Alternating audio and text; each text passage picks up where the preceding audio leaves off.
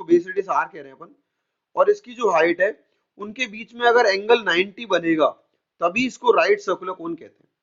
So please once again I am reading the question. Determine the coordinate of center of mass of right circular solid cone. यानी कि हमको centre of मास के coordinates निकालने हैं एक right circular solid कोन के लिए। एक सॉलिड कोन है जिसके अंदर मटेरियल वॉल्यूम में भरा हुआ है सॉलिड कोन, उस वो एक राइट सर्कुलर भी है, यानी कि हाइट और रेडियस के बीच में कितना एंगल है 90 डिग्री बन रहा है। तो उस कंडीशन में आपको इसका क्या निकालना है, इसका सेंटर ऑफ मास निकालना है, इसकी लोकेशन निकालनी है, सेंटर ऑफ मास कहाँ होगा। तो मैं इसकी डेंसिटी मान लेता हूं, let rho be the density of the material और the cone, take centre of base O as the origin. याद रखिएगा मैंने आपको बताया था कि जितनी भी कैलकुलेशन अपन करेंगे उसमें सिंप्लिसिटी के लिए आप और सेंटर आप ओरिजिन को कहीं भी मान सकते हो, but for the sake of simplicity generally origin को ऐसी जगह माना जाता है जो बॉडी के अबाउट सिमेट्रिक हो, यानी कि एक ऐसे पॉइंट पे एज्यूम कर लो जहां से बॉडी जितना लेफ्ट में आ रही हो उतना राइट में आ रही हो, मतलब एक तरह से उसका मास डिस्ट्रीब्यूशन उस ओरिजिन में किसी एक्सिस के अबाउट, किसी एक एक्सिस के अबाउट या किसी दो एक्सिस के अबाउट सिमेट्रिक आ रहा हो। तो यहां देख सकते हैं कि जो वाई एक्सिस है ना, इस वाई एक्सिस के अबाउट इस पूरी बॉडी का मास जो है वो सिमेट्रिकली डिस्ट्रीब्यूटेड है।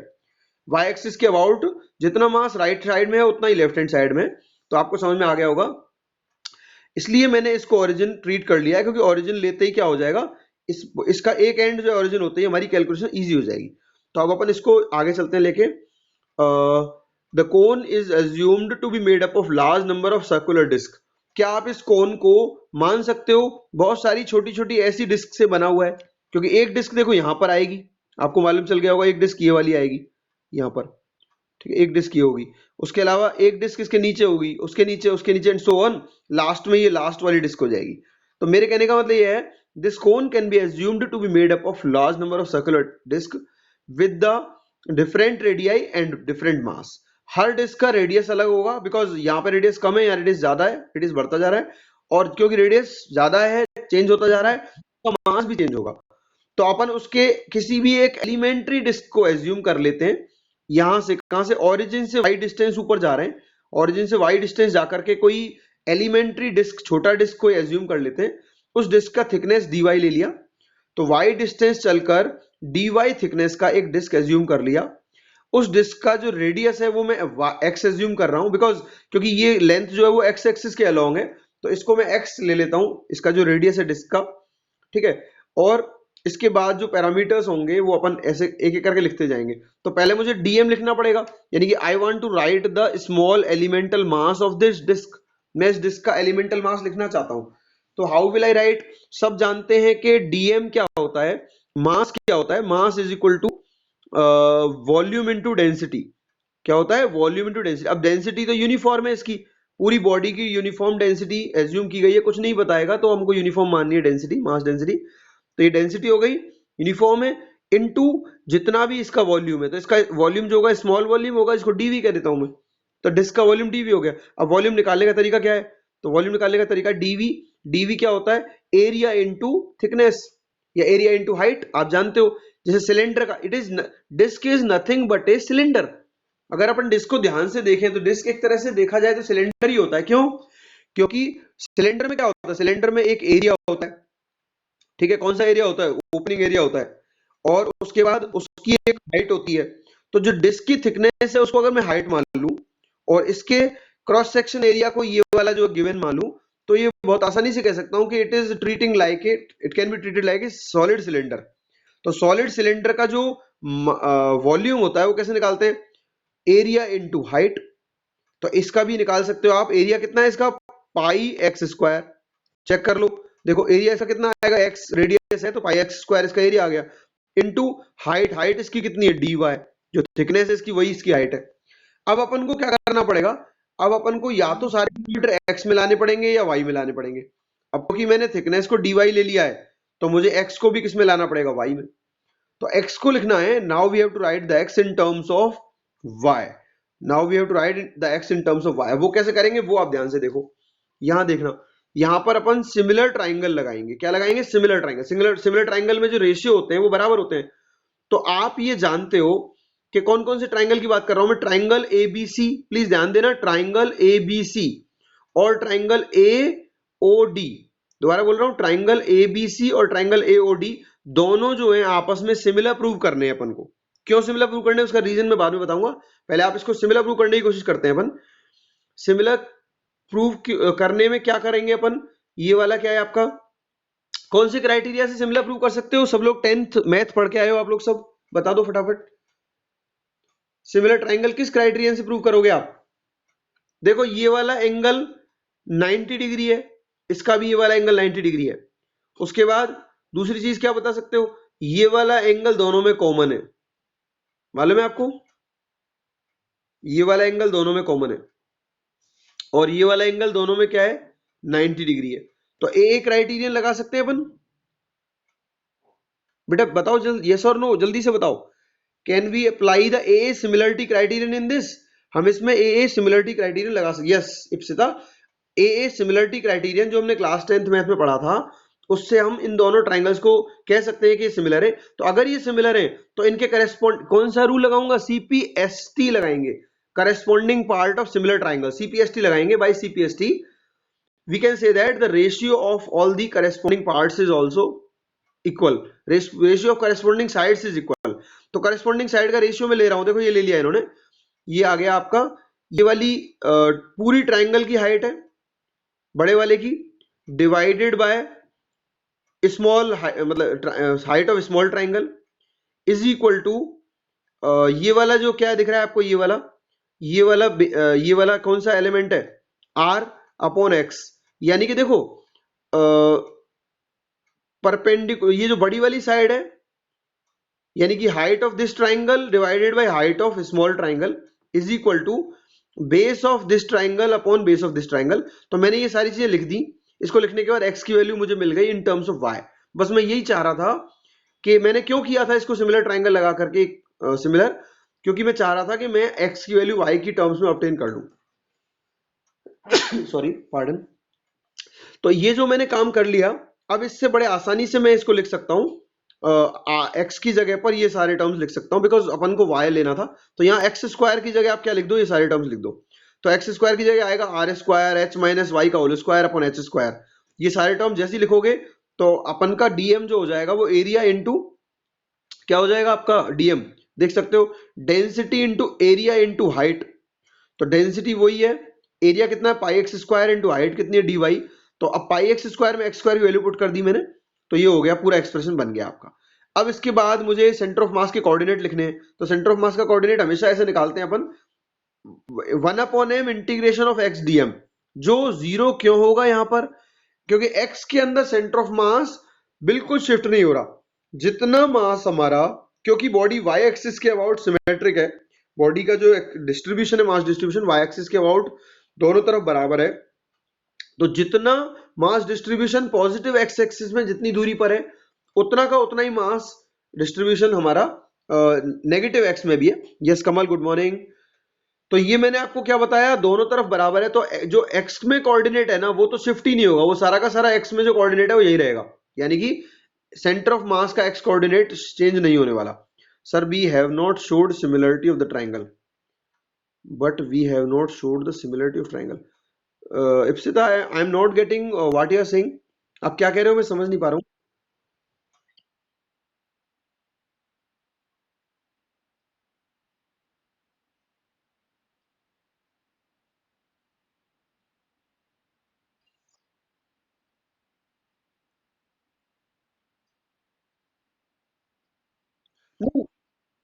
एक्चुअली बेटा मैंने आपको बताया ना कि मतलब ये जनरली क्वेश्चंस जो है वो मार्क्स डिपेंडेंट होते हैं। क्वेश्चंस जो न्यूमेरिकल्स होते हैं कितने मार्क्स का आया, अगर कोई बहुत शॉर्ट में कम मार्क्स का आएगा तो आप कम से कम स्टेप लिखोगे, डायरेक्ट लिख दोगे बाई ए सिमिलरिटी। लेकिन मैं इसको यहाँ पर गलत मानूंगा सॉल्यूशन, मतलब इसको ये कहूंगा कि ऐसे डायरेक्ट लिखने की बजाय, क्योंकि अपन ये 10th से रिलेटेड चीज है ना, अपनी बेस ऑलरेडी बना हुआ है, हम जानते हैं, टीचर को बता सकते हैं। तो इतना सा लिख दो आप, बाय ए सिमिलरिटी, ठीक है। अगर आप ज्यादा भी नहीं एक्सप्लेन करना चाहते, by a similarity the triangle this is similar to this, then by CPST we can write this. तो इतना तो मेरे हिसाब से लिखना चाहिए अपन को, है ना, सॉल्यूशन के अंदर। चलिए ठीक है।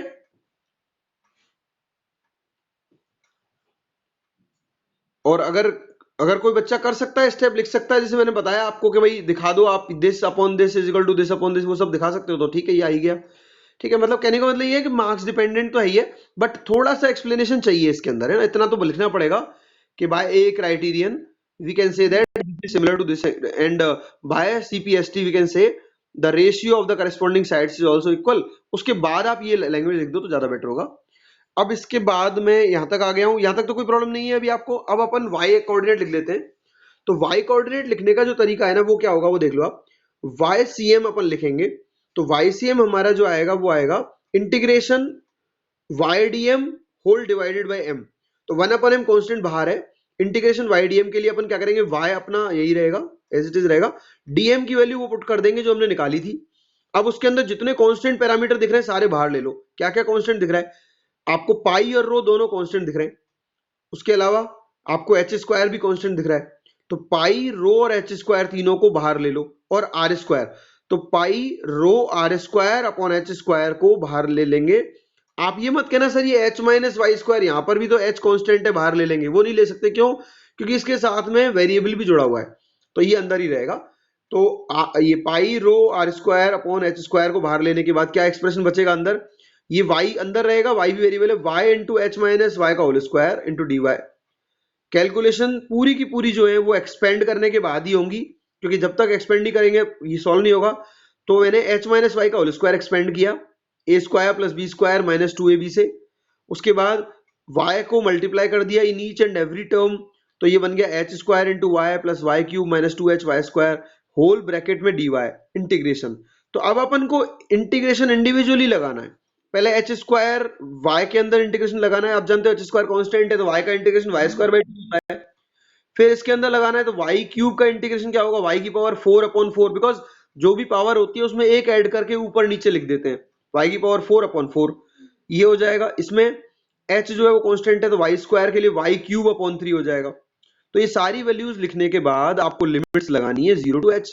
अब 0 टू एच जब लिमिट लगाओगे तो 0 लिखने का तो कोई मतलब ही नहीं है, क्यों, सब में एक्स 0 हो जाएगा, तो केवल एच लिमिट लगा दो आप। तो एच लगाएंगे तो सब जगह जहां वाई लिखा हुआ था वहां एच आ जाएगा। And if you are able to understand कि आपको दिख रहा होगा सभी की पावर सेम है, तो हम जानते हैं when the powers are same then calculation can be done. Plus minus कर सकते हैं अगर पावर सेम होती है तो पावर सेम है तो हम एलएच वो ले लेते हैं, एलसीएम 2 4 और 3 का 12 आएगा। और ऊपर जो भी एलसीएम लेके आप सॉल्व करके वैल्यूज आएंगी आपकी, जैसे 2 का डिवाइड 12 में करेंगे कितना आएगा 6 बार, 6 का मल्टीप्लाई 6h4 हो जाएगा, या 4 3 12 3h4 हो जाएगा, या 3 4 12 4 2 8 है माइनस 8h4 हो जाएगा। सॉल्व करने पे यहाँ पे h4 बचेगा कैलकुलेशन होने के बाद, और ये जो वैल्यू आ रही है आपकी एक्सप्रेशन में फाइनली ये मिल गई अपन को। ठीक है, अब इसको देखो ध्यान से, आप ध्यान से देखो, एच स्क्वायर ये दिख रहा है नीचे ये, और एक एच ऑलरेडी है तो एच क्यूब से h4 कट जाएगा कितनी बार, h बार, और बाकी सारे एक्सप्रेशन आपस में कट रहे हैं। देखो पाई से पाई कट गया, आर स्क्वायर से आर स्क्वायर कट गया, 3 ऊपर जाकर के 12 को कट कर देगा 4 टाइम्स।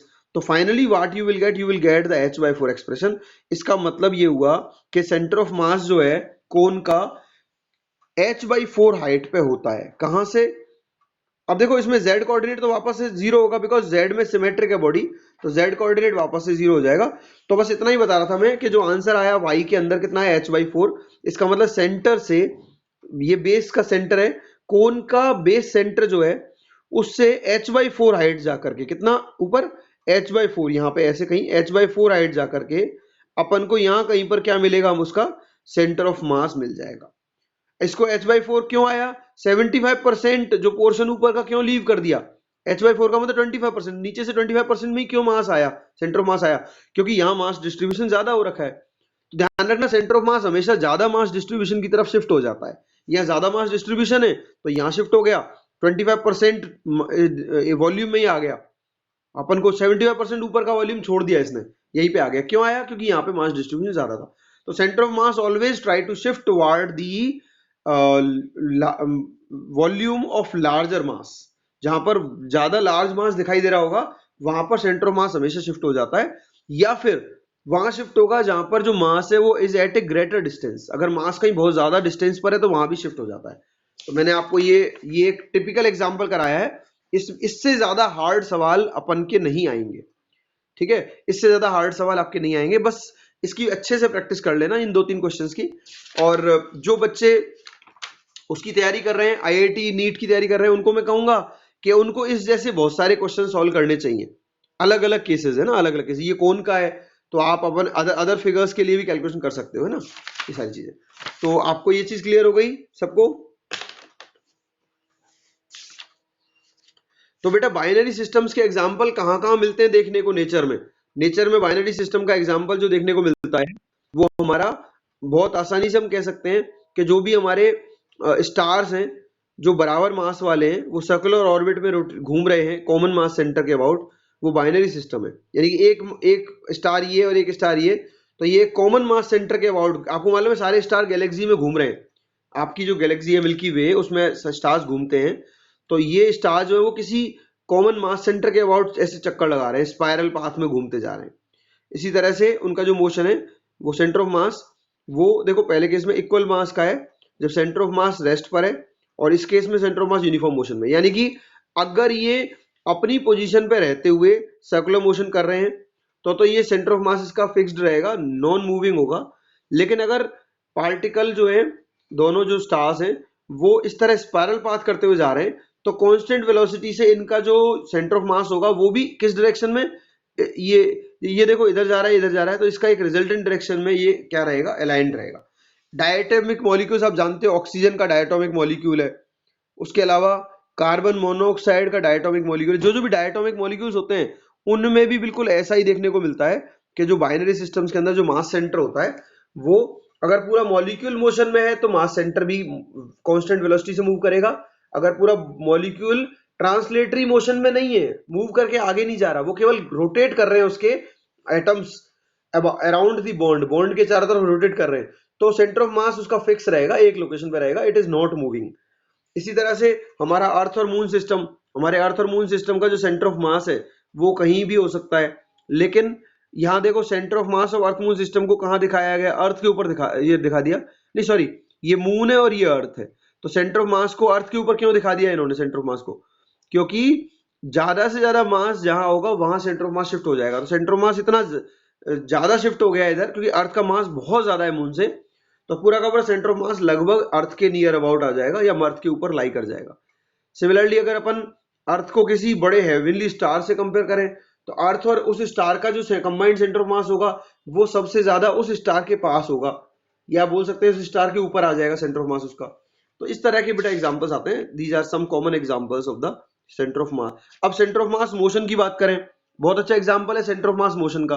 तो सेंटर ऑफ मास मोशन का एग्जांपल ये वाला है, जब अपन किसी फायर्ड शेल को, कोई शेल फायर कर दी, कोई मिसाइल फायर कर दी आपने, या कोई बॉम्ब फायर किया, तो बॉम्ब को प्रोजेक्टाइल मोशन में फायर करने के बाद अचानक से वो ऊपर जाकर एक्सप्लोड हो गया, तो एक्सप्लोड होने के बाद जितने भी टुकड़ों में वो बटेगा वो सारे टुकड़े अलग अलग पाथ में भले ही जाएंगे, लेकिन जो सेंटर ऑफ मास होगा वो उसी ओरिजिनल पुराने वाले पाथ पर ही मूव करता हुआ गिरेगा। सेंटर ऑफ मास जो होगा वो पुराने वाले पाथ को फॉलो करता हुआ ही गिरेगा, यानी प्रोजेक्टाइल मोशन को पूरा करेगा सेंटर ऑफ मास। जबकि इसमें से हो सकता है एक टुकड़ा भी, एक सिंगल टुकड़ा भी इसका प्रोजेक्टाइल को फॉलो ना करे, लेकिन जो सेंटर ऑफ मास होगा वो जरूर प्रोजेक्टाइल को फॉलो करेगा, क्योंकि यहाँ पर जितने भी फोर्सेज है वो एक्सटर्नल है। तो एक्सटर्नल फोर्सेज के अंदर जो केस होता है वो ये होता है, जब एक्सटर्नल सारे के सारे एक्सटर्नल फोर्स जीरो होते हैं बॉडी पर, तो इसका जो सेंटर ऑफ मास होता है वो वही मतलब पहली वाली स्टेट में ही रहता है। अगर रुका हुआ है तो रुका रहेगा, चलता रहा है तो चलता ही रहेगा। तो इस केस में चल रहा था, इस पाथ को फॉलो कर रहा था, तो इस पाथ को फॉलो करता ही रहेगा। सो ये आपको मैंने एग्जांपल बता दिया। इसके अलावा रिजिड बॉडीज क्या होती है? Yes,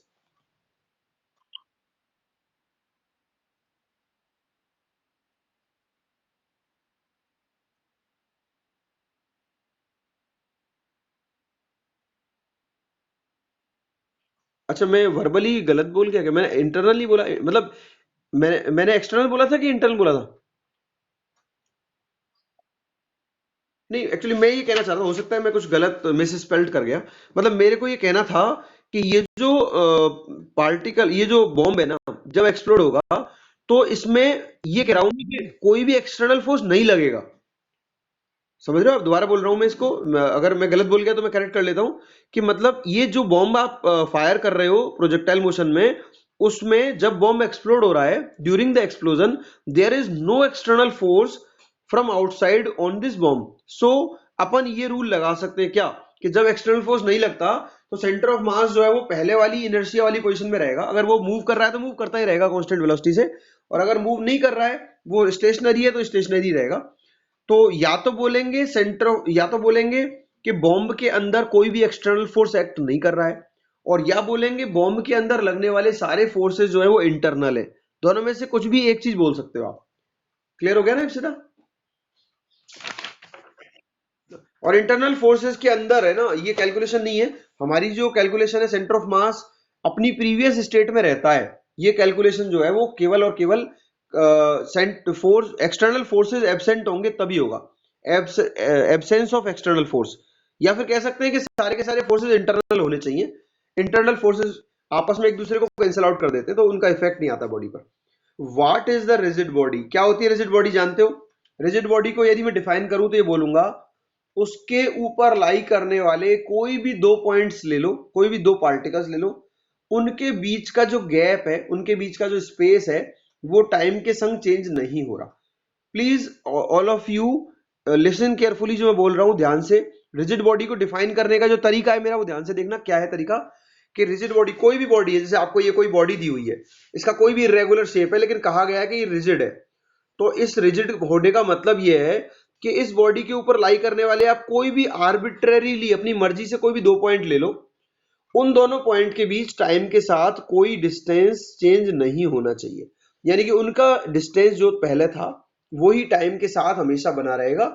the distance between any two points lying on the body will remain the same if it is a rigid body. ठीक है? For a rigid body, what is a rigid body? Rigid body is a body on which if I take any pair of points, then they the distance between these two points is never going to change with time. या बोल सकते हैं is not changing with time, is the distance between any two points on the body lying on the body is constant, then this body is called rigid body. सबको समझ में आ गया rigid body का concept क्या होता है? What is rigid body? Rigid body का मतलब हो गया कि भाई आप उस सॉलिड बॉडी के ऊपर कोई भी दो पॉइंट ले लो, अगर वो रिजिड है इसका मतलब इसके बीच के कोई भी दो पॉइंट्स ऐसे नहीं होंगे जिनके बीच मूवमेंट होगा। सारे के सारे पॉइंट्स जो हैं रिलेटिवली रेस्ट पर होंगे with respect to the other points of the body. यानी कि कोई भी एक पॉइंट ले लो बॉडी का, वो बॉडी के ऊपर लाई करने वाले सारे पॉइंट्स के रेस्पेक्ट में क्या होगा? रेस्ट पर होगा, नॉन मूविंग होगा, या फिर अपन बोलेंगे उनके बीच का डिस्टेंस नहीं चेंज हो रहा होगा। ये बॉडी रिजिड बॉडी होती है। अगर रिजिड बॉडी नहीं है, फ्लेक्सिबल बॉडी है, तो बहुत आसानी से इसका स्ट्रेचिंग किया जा सकता है। इन दोनों के बीच के जो मॉलिक्यूल्स हैं, एटम्स हैं, या उनके बीच जो पार्टिकल्स हैं, उनके बीच गैप बढ़ाया जा सकता है, घटाया जा सकता है। स्ट्रेचिंग और कंप्रेसिंग बड़े आराम से ऑब्जेक्ट की जा सकती है। तो ध्यान रखना, रिजिड बॉडी में ना तो कंप्रेशन शो कर सकते अपन, और ना ही इसमें एक्सपेंशन शो कर सकते, तो दोनों में नहीं हो सकते ना इसमें। अब बात कर लेते हैं सेंटर ऑफ मास किसका? रिजिड बॉडी का। तो centre of mass rigid body का जब भी निकालना होता है तो हमारे सामने जो स्टैंडर्ड फिगर्स हैं वो यही आते हैं, जो कॉमन फिगर्स हैं। या तो दिमाग में पिक्चर आती है थिन रॉड की, या एक रिंग की पिक्चर आती है, या डिस्क का पिक्चर आता है, रेक्टेंगुलर लेमिना समझ में आती है, cubical block, cylinder, sphere, triangular lamina, lamina मतलब शीट, राइट सर्कुलर कोन, तो यही पिक्चर में आते हैं हमारे। तो इनके सेंटर ऑफ मास जो होते हैं ना बेटा, उसकी पोजीशन सबको मालूम होनी चाहिए। अगर इनकी वैल्यूज नहीं मालूम है तो ये इतनी स्टैंडर्ड सॉलिड बॉडीज हैं कि इनका सेंटर ऑफ मास जो है ना वो एग्जाम में डिजायरेबल है, एक्सपेक्टेड है कि एक बच्चा जानता हो। तो ये क्वेश्चन ऐसा डायरेक्ट आ सकता है जिसमें कैलकुलेशन बिना करे आपको वैल्यू यूज करनी पड़ सकती है। तो उसके लिए ये टेबल दी हुई है इसके अंदर, centre of mass of some regular bodies. इन बॉडीज को रेगुलर कहा जाता है जिनका मास जो है ना वो यूनिफॉर्मली एक ही पैटर्न पे डिवाइडेड है। या तो इसका जैसे मास है ये लेंथ में डिवाइडेड है, इसका आपका रेडियस में डिवाइडेड है मास, सबके अलग अलग मासेस अलग अलग पैटर्न पे डिवाइडेड है लेकिन यूनिफॉर्म है। लॉन्ग थिन रॉड का जो सेंटर ऑफ मास होता है वो हमेशा मिडिल पॉइंट पे होता है, रॉड की मिडिल पे। थिन सर्कुलर रिंग का जो सेंटर ऑफ मास होता है वो बिल्कुल रिंग के ज्योमेट्रिकल सेंटर पे अवेलेबल हो जाएगा। उसके बाद सर्कुलर डिस्क का जो सेंटर ऑफ मास होगा वो भी डिस्क के ज्योमेट्रिकल सेंटर के ऊपर अवेलेबल होगा। रेक्टेंगुलर लेमिना का जो सेंटर ऑफ मास होगा वो कहां से गुजरेगा? वो उन दोनों पॉइंट मतलब point of intersection of diagonals, यानी कि अपन डायगोनल बना लें। लेमिना जानते हो, रेक्टेंगुलर लेमिना क्या होती है? एक चौकोर पट्टी होती है, एक चौकोर शीट होती है, थिन शीट। तो उस रेक्टेंगुलर लेमिना का जब अपन निकालेंगे क्या बोलते हैं, सेंटर ऑफ मास, तो वो कैसे निकालेंगे? वो दोनों डायगोनल्स बना दो आप उस स्क्वायर, ये actually it is nothing but a rectangle. तो उस रेक्टेंगुलर बॉडी के अंदर या उस रेक्टेंगल के अंदर दोनों तरफ स्क्वायर बना दो, वो बना दो, डायगोनल बना दो। तो उन डायगोनल का जो इंटरसेक्शन पॉइंट होगा ना, वो इस रेक्टेंगुलर लेमिना का सेंटर ऑफ मास होगा। सिमिलरली रेक्टेंगुलर क्यूबिकल ब्लॉक की बात करें, तो क्यूबिकल ब्लॉक के अंदर कितने वो आएंगे, क्या बोलते हैं, आप कह सकते हो कि उसका उसका डायगोनल बॉडी डायगोनल होगा। ये जो लेमिना थी ना, रेक्टेंगुलर लेमिना का डायगोनल तो क्या था, वो एरिया में था, यानी कि शीट का डायगोनल था, एरिया डायगोनल था। लेकिन ये जो डायगोनल होगा ना क्यूबिकल ब्लॉक का, वो बॉडी डायगोनल होगा। बॉडी डायगोनल समझते हो ना, कि बॉडी के एक कोने कॉर्नर से बॉडी के अपोजिट कॉर्नर तक जाएंगे, एक साइड में ऐसे दूसरी साइड में जाएंगे, तो उसको अपन बॉडी डायगोनल कहते हैं। तो बॉडी डायगोनल का इंटरसेक्शन पॉइंट जो होगा वो क्या होगा, वो आपका रेक्टेंगुलर क्यूबिकल ब्लॉक के लिए आएगा उसका। इसके बाद सिलेंडर के अंदर जो एक्सिस होगा, ये दिख रहा है आपको सिलेंडर का axis dash dash dash dash करके दिखाया है। उस एक्सिस के बिल्कुल सेंटर में, axis divided into two equal parts, उसके सेंटर में ही क्या होगा आपका, ये point of intersection of diagonals होगा, या बोल सकते हैं middle point of the axis पे आ जाएगा इसका सेंटर ऑफ मास। सॉलिड और हॉलो स्फीयर की बात करें, तो सॉलिड और हॉलो स्फीयर के अंदर जो सेंटर ऑफ मास होगा, वो उसके ज्योमेट्रिकल सेंटर पे आ जाएगा। आप जानते हो ज्योमेट्रिकल सेंटर क्या होता है? ट्रायंगुलर लेमिना, अब ट्रायंगुलर लेमिना यानी कि ट्रायंगल, तो ट्रायंगुलर लेमिना यानी ट्रायंगुलर शेप की जो शीट है, उसके अंदर क्या होगा, आप मीडियंस ड्रॉ कर दो। आप अगर नहीं जानते तो मैं बता देता हूं कि ये जो ट्रायंगल होता है, इसकी किसी भी एक कॉर्नर से, एक वर्टेक्स से अपोजिट साइड पर, जो अपोजिट साइड को इक्वल पार्ट्स में डिवाइड करने वाली लाइन ड्रॉ की जाती है, उसको मीडियन कहते हैं। What is a median? Median is a line drawn from one of the vertices to the opposite side of the triangle which divides the opposite side of the triangle into two equal parts। तो ये आपकी क्या हो गई, triangular lamina का median हो गया। अब इन ऐसे तीनों मीडियंस को डालने के बाद, यहाँ पर तीनों मीडियंस डाल दिया, ये जो आएगा ये सेंट्रोइड आता है, इसको सेंट्रोइड कहते हैं। इस सेंट्रोइड के ऊपर लाई करना चाहिए, करता है किसका, ट्रायंगुलर लेमिना का। तो मैंने बता दिया आपको। राइट सर्कुलर कोन क्या होता है? Right circular cone point on the axis, आप जानते हो राइट सर्कुलर कोन का कहां होगा, वो हम निकाल चुके हैं, अभी बताया था मैंने, HY4 हाइट पे आता है। राइट सर्कुलर कोन का जो सेंटर ऑफ मास होता है, वो बेस सेंटर से HY4 हाइट पे लोकेटेड होता है on the Y axis.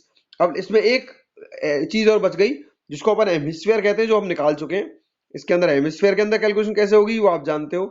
Hemisphere के अंदर अगर आप कहो सर हेमिस्फीयर बच गया है, तो मैं कहूंगा हेमिस्फीयर की वैल्यू जो है वो कितनी है, यहां से ये 3r/8 है। कितनी है ये मैं बाहर निकाल के देता हूं, 3r/8। तो ये 3r/8 यानी कि इसके हेमिस्फीयर के सेंटर से वो जो सेंटर ऑफ मास है, वो 3r/8 डिस्टेंस डाउनवर्ड है इस केस में, और ये अलोंग द वाई एक्सिस है, याद रखना। तो ये वाई कोऑर्डिनेट निकलेगा, ना कि एक्स कोऑर्डिनेट। एक्स कोऑर्डिनेट अभी भी 0 रहेगा। क्लियर हो गया सबको? अब बेटा कल से जो चैप्टर स्टार्ट होने जा रहा है ना, ये वाला, कल से जो चैप्टर मैं स्टार्ट करूंगा, कंटिन्यू करूंगा, वो आपका, उसमें हम पूरा का पूरा रोटेशन पढ़ेंगे। मतलब अब तक जो पढ़ रहे थे ना, आज अपन का पार्ट 1 ओवर हो गया। We have 2 parts of this chapter. तो इस चैप्टर का पार्ट 1 मैंने आज ओवर कर दिया है। वो पार्ट का नाम था फाइंडिंग द सेंटर ऑफ मास, या सेंटर ऑफ मास नाम से जो पार्ट था वो हो गया है। अब चैप्टर का नाम आपको मालूम है, system of particle and rotational motion है। तो सिस्टम ऑफ पार्टिकल का ही दूसरा नाम है सेंटर ऑफ मास, क्योंकि सिस्टम ऑफ पार्टिकल को अपन एक सेंटर की तरह ट्रीट करते हैं, सिंगल पॉइंट, और उसके लिए सेंटर ऑफ मास निकालते थे। तो सिस्टम ऑफ पार्टिकल वाला जो पार्ट है वो ओवर हो गया है।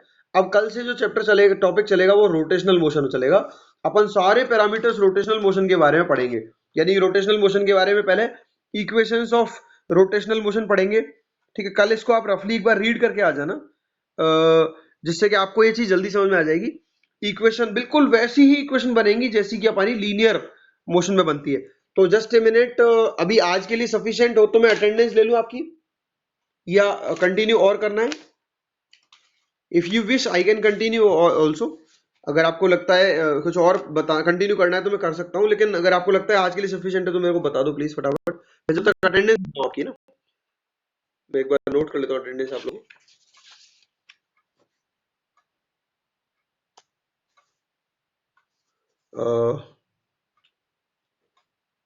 ऐश्वर्य, दीक्षा, इप्सिता, मुस्कान, शक्तिपाल, सुकून, विनय। बेटा आप लोगों ने, कुछ बच्चों ने कहा था कि सर टाइम जो है वो बेटर हो जाएगा, मॉर्निंग में कर देंगे तो सब लोगों का, लेकिन अटेंडेंस अभी भी पूरी नहीं हो रही है, क्या प्रॉब्लम है? बेटा अटेंडेंस अगर अभी भी, मतलब आप लोगों के हिसाब से मैंने टाइम चेंज किया है, केवल आप लोगों की वजह से ही टाइम चेंज किया है मैंने, और उसके बाद अपन को अगर पूरी अटेंडेंस नहीं मिल रही क्लास में, पहले तो आप लोग जो है वो क्लास में जैसे 35 स्टूडेंट्स है तो कम से कम 20 स्टूडेंट्स प्रेजेंट रहते थे, मिनिमम 20+। तो अभी स्ट्रेंथ इतनी कम क्यों हो गई है? कोई बताएगा? किसी को मालूम है इस बारे में? आपको मेरा पढ़ाना तो समझ में आ रहा है ना? ऐसा तो नहीं है मेरा सर आपको पढ़ाना समझ में नहीं आ रहा है या कोई तरीका, इसको बताओ प्लीज मुझे फटाफट। पढ़ाना अगर समझ में नहीं आ रहा है या पढ़ाने में कोई प्रॉब्लम है वो भी बता सकते हो, या आप कोई सजेशन भी दे दो कि सर ये प्रॉब्लम आ रही है, आप फास्ट चल रहे हो, स्लो चल रहे हो।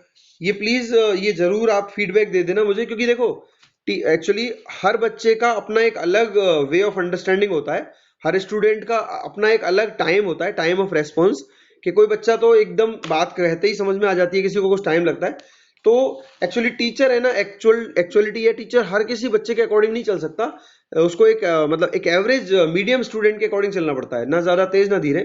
बट फिर भी अगर आप लोगों में से किसी को कोई क्वेरी है कि सर थोड़ा सा मॉडिफाई करो आपके स्टडी मेथड को, आपकी मेथोडोलॉजी को, तो please let me know, because आपका फीडबैक के अकॉर्डिंग ही मैं डिसाइड कर पाऊंगा कि अगर क्लास स्ट्रेंथ का कोई इशू इसलिए तो नहीं है कि लेक्चर समझ में नहीं आ रहा हो आपको किसी को। अगर आपको कोई भी सजेशन देना है आप कभी भी बता देना। और क्योंकि देखो एक्चुअली मैंने आपको कहा ना कि कुछ बच्चों का प्रॉब्लम ये रहता है कि उनको सर थोड़ा सा स्लो चलिए, इतना जल्दी मत चलिए, या आप बहुत ज्यादा टाइम ले रहे हो एक्सप्लेन करने में, इतना जरूरत नहीं है, आप क्विकली आगे बढ़िए। जो भी आपका सजेशन है प्लीज आप डायरेक्टली मेरे को व्हाट्सएप कर सकते हो कभी भी किसी भी टाइम, ठीक है, फ्री टाइम में कर सकते हो। और आपके सजेशंस हमेशा वेलकम है, because everything here is only running for you students. ठीक है, हमारा जो भी कुछ यहाँ पे जो भी क्लासेस रन कर रहा है वो सब आपके लिए है। अगर आपको समझ में नहीं आएगा तो हमारा बोलना, हमारा समझाना, हमारा टाइम सारा बेकार है। ठीक है, तो मेरा यही कहना है कि आपको समझ में आना ही सबसे बड़ी चीज है। ठीक है, और वही हमारे लिए सबसे बड़ी कॉम्प्लीमेंट है कि अगर आपको ये चीजें आप उसको रिप्रोड्यूस कर पाओ, जो आज आपने मेरे से समझाया अगले दिन उसको कॉपी में कर पाओ खुद से, तो वो सबसे बड़ी कॉम्प्लीमेंट है ना। तो प्लीज इसको ध्यान में रखते हुए सजेशंस भी भेजना आप मेरे को अगर हो तो कोई। और अगर सजेशंस नहीं है कि सर ठीक है समझ में आ रहा है, तो फिर प्लीज आप अपने कलीग्स को ज्यादा से ज्यादा, अपने जो भी दोस्त हैं, अच्छे आपके फ्रेंड्स हैं, उनको समझाना, क्लास अटेंड करने के लिए कहना। क्योंकि इस आपको मालूम होगा हमारा जो स्कूल मीटिंग है उसमें भी डिस्कशन हो चुका है कि अभी बहुत जल्दी ही आपके प्री बोर्ड्स आने वाले हैं। किसी को मालूम है प्री बोर्ड का डेट क्या फिक्स हुआ है? प्री बोर्ड जैसे ट्वेल्थ के लिए प्री बोर्ड रहेंगे, और आप लोगों के लिए जो एग्जाम होगा वो आपके वो आएंगे ना, UT3 और वो सब आते हैं एग्जाम। तो ये जो UT3 है वो बहुत जल्दी होने वाले। तो UT3 के लिए प्लीज आप थोड़ा सा अलर्ट रहना, क्योंकि बाद में पता चला कि सर हमें तो मालूम ही नहीं था, ये डेट आ गई हमारी, है ना। और क्लास का जो सिलेबस है जितना फिनिश हो जाएगा जल्दी से, हम लोग जल्दी से जल्दी उसको एग्जाम में दे देंगे। तो प्लीज अलर्ट रहना, रेडी रहना। ये जो बुक 1 है आपकी, वो लगभग जो है अपना जो अपन चैप्टर पढ़ रहे थे उसमें आपके अभी सबको मालूम होगा कि बुक 1 जो अपनी चल रही है उसके अंदर अपन ऑलमोस्ट सभी चैप्टर्स पूरे कर चुके हैं, बस एक ग्रेविटेशन बचा है। तो जैसे ही बुक 1 में ग्रेविटेशन पूरा हो जाएगा तो you will be eligible, you all will be eligible for a half syllabus test. तो हाफ सिलेबस टेस्ट चाहे अपन FA3 में के फॉर्म में दें, चाहे स्कूल से मतलब कोई भी फॉर्मेट आएगा उसके अकॉर्डिंग दें, लेकिन ये मान के चलना कि मैं जब भी टेस्ट लूंगा ना, मैं हाफ सिलेबस का ही लूंगा पूरे। मतलब जो भी एक बुक है ना, फर्स्ट बुक, मैं उसमें पार्ट्स में नहीं लूंगा। मैं उसको ऐसे नहीं कहूंगा ये 2 चैप्टर तैयार कर लो, 3 कर लो। अब ये पूरी बुक का टेस्ट होगा जब भी होगा आने वाले टाइम में। ठीक है, तो प्लीज मेरा यही कहने का मतलब है कि जैसे ही अपन सेकेंड बुक स्टार्ट कर देंगे तो आपकी फर्स्ट बुक के ओकेजनल टेस्ट होने लग जाएंगे, बार बार जल्दी जल्दी आपके फर्स्ट बुक के कंप्लीट टेस्ट हुआ करेंगे। तो उसके लिए प्रिपरेशन कर लो, और वो टेस्ट के मार्क्स जो हैं वो जुड़ेंगे आपकी मार्कशीट में भी जाएंगे। और ये बता दूं, एज पर आवर डिस्कशन, अब जो आने वाले टाइम में, यानी कि ये चैप्टर खत्म हो जाएगा, इसके खत्म होते ही अपन एक चैप्टर 7 का फुल टेस्ट लेंगे। ठीक है, तो वो जो उसको क्लास टेस्ट कहते हैं, बट क्लास टेस्ट के मार्क्स जो है वो भी रिकॉर्ड में चढ़ते हैं, उनको हम लोग इवेल्युएशन में यूज करते हैं। तो ये प्लीज अलर्ट रहना कि इस चैप्टर के एंड आने से पहले पहले आप इसको रिवाइज कर लो, प्रिपेयर कर लो, न्यूमेरिकल्स कर लो, क्योंकि जिस दिन इसका एंड होगा उसके 2 या 2 दिन के बाद मैं इसका एक टेस्ट रखूंगा, उसमें आपको बेस्ट परफॉर्म करना है। ठीक है, so now you leave one by one. जो आप लोग को एप्लीकेशन दी थी, मैंने बताई थी, वो जरूर इंस्टॉल कर लेना सब लोग, और उस एप्लीकेशन को ज्यादा से ज्यादा यूज करना, मैक्सिमम यूज लेना उसका, है ना सब बच्चे। ठीक है, और हाँ, thank you, have a nice day. मैं क्लासेस को रिकॉर्ड भी कर रहा हूँ इन दिनों, अगर आपकी कोई प्रॉब्लम हो तो क्लास रिकॉर्डिंग्स